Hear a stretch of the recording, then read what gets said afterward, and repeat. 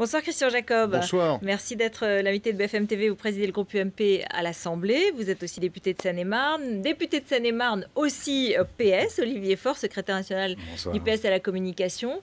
Donc deux collègues députés pour évoquer ce qui s'est passé cet après-midi à l'Assemblée nationale. Dans le fond, c'est pas fréquent. Un ministre qui fait un mea culpa, aussi clair, aussi net.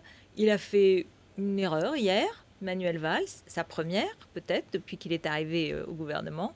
Et il la reconnaît. On va l'écouter. Je regrette les propos que j'ai tenus ici dans cette Assemblée. Il y a sur ce sujet, comme sur d'autres, mais notamment sur ce sujet, la nécessité de faire l'union entre toutes les forces politiques, entre tous les Français pour combattre le terrorisme. Sur les questions de sécurité, il faut rassembler, ne céder à aucune manipulation, à aucune polémique, à aucune provocation, notamment quand on déforme les chiffres de la délinquance. Voilà mes principes, Monsieur le Président Jacob. Ce sont des principes qui visent à faire de la sécurité une priorité parce qu'elle touche les plus modestes et les plus fragiles de notre société. Et sur ces principes, c'est-à-dire ne pas instrumentaliser le sujet de la délinquance et de la sécurité, je vous invite à me rejoindre. Alors, Christian Jacob, c'est vous qui avez porté le fer hier et aujourd'hui. Vous êtes satisfait de ce mea culpa ? Il a prononcé des regrets avec suffisamment de conviction, plus d'ailleurs cet après-midi que ce matin. Mais c'est d'abord une perte de sang-froid et une faute politique lourde de la part d'un ministre de l'Intérieur. Vous savez, insulter de cette manière toute une partie de l'hémicycle et dire à l'opposition d'aujourd'hui, la majorité d'hier, le retour du terrorisme en France, c'est vous. Je veux dire, c'est une accusation sans précédent et c'est une vraie faute politique lourde. Il l'a rattrapé comme il fallait, effectivement en présentant des regrets, quasiment des excuses. Donc on peut considérer que l'incident est clos. Mais dans, je dirais, la carrière de Manuel Valls, c'est une vraie faute lourde et grave. Olivier Faure. Il a montré qu'il était un grand ministre. Et un grand ministre, c'est quelqu'un qui à la fois fait de grandes choses et puis aussi parfois qui peut, comme d'autres, dans un chaudron qui est bouillant, comme peut l'être l'hémicycle le mardi ou le mercredi, commettre un dérapage. Il l'a reconnu.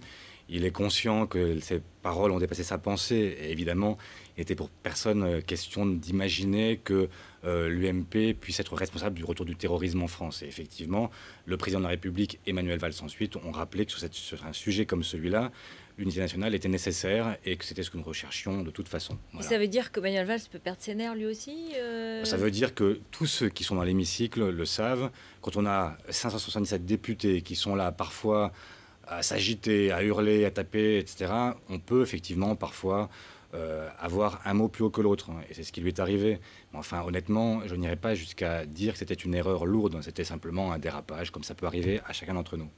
Mais de votre côté, dans l'opposition, j'entendais Michel Sapin aujourd'hui regretter les outrances de l'opposition depuis le début, finalement, de ce quinquennat. Est-ce que vous n'avez pas le sentiment qu'il y a une atmosphère de délégitimation permanente du pouvoir actuel par l'opposition à l'intérieur de l'hémicycle ?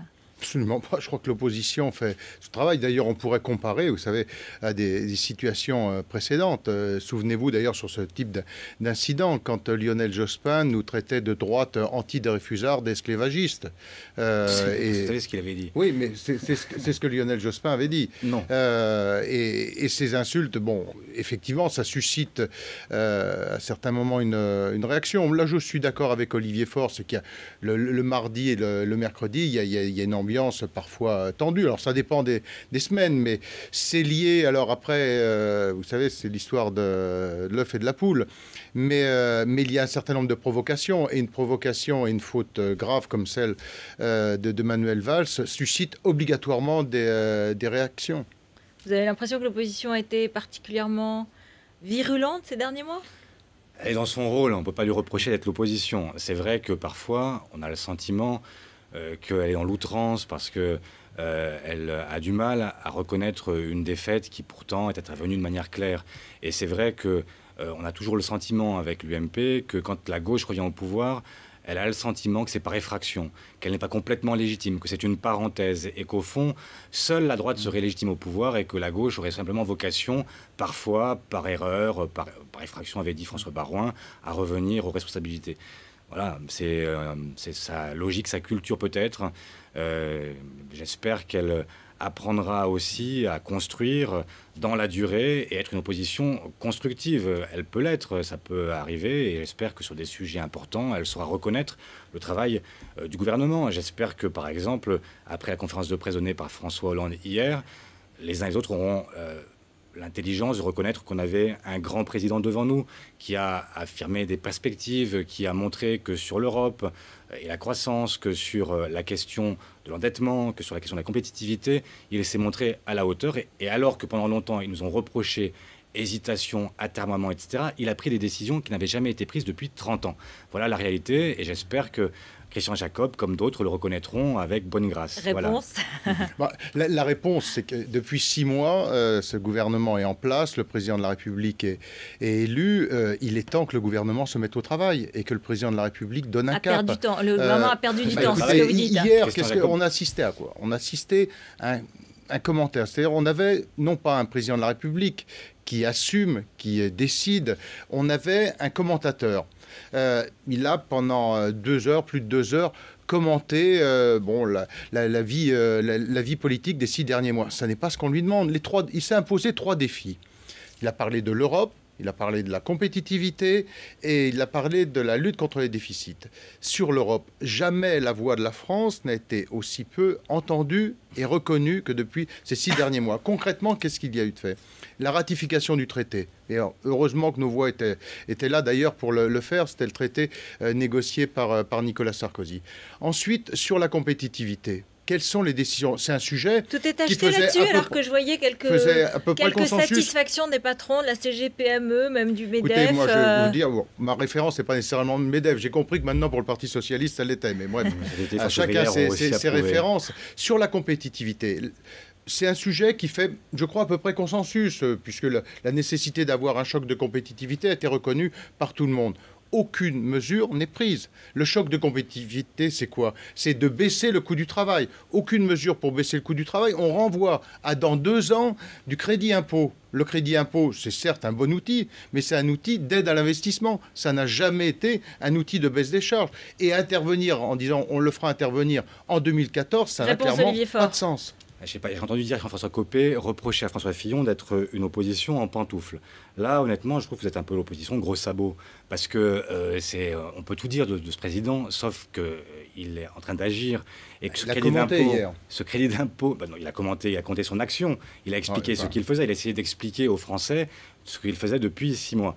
Et honnêtement, sur la compétitivité, pour prendre ce seul exemple, le crédit d'impôt, justement, vous avez dit vous-même, c'est pas bien parce que c'est simplement pour l'investissement. Mais c'est exactement l'objectif que nous poursuivons.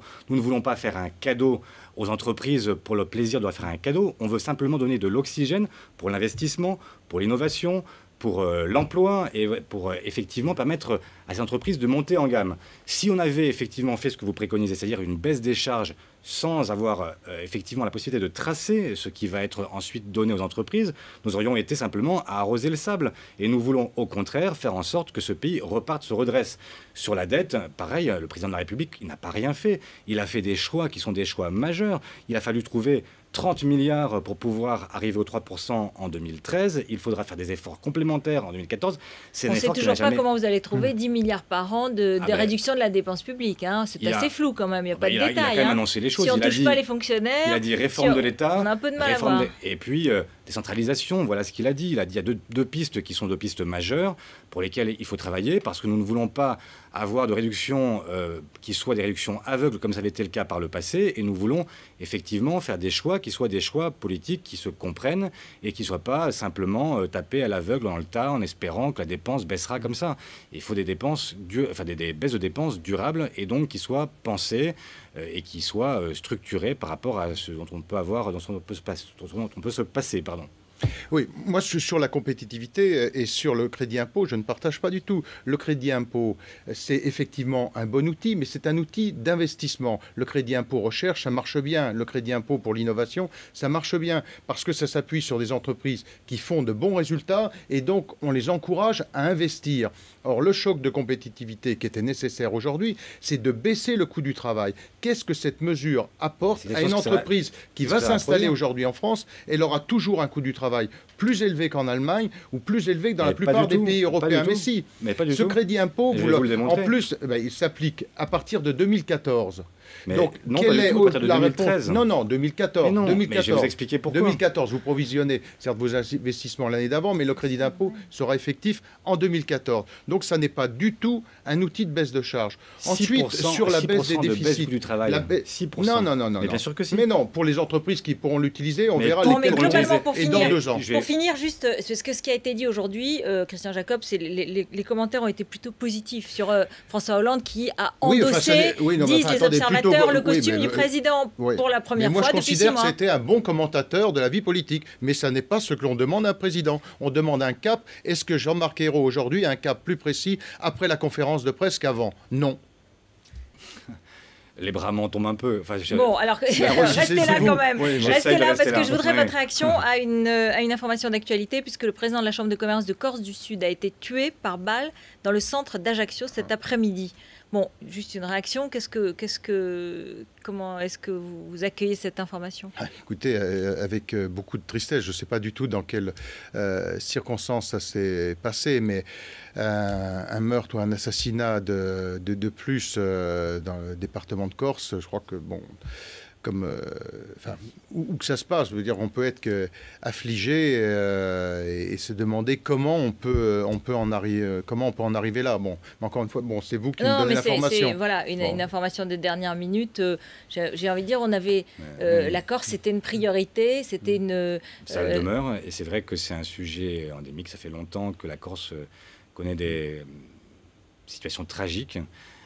Et c'est vrai que ça fait partie des sujets sur lesquels, là, il y a une nécessité d'avoir une unité nationale et que nous soyons capables de parler d'une même voix pour dire à celles et ceux qui continuent à faire régner un ordre qui est celui de la terreur que ce n'est pas possible dans la République française. Merci beaucoup. Merci à tous les deux.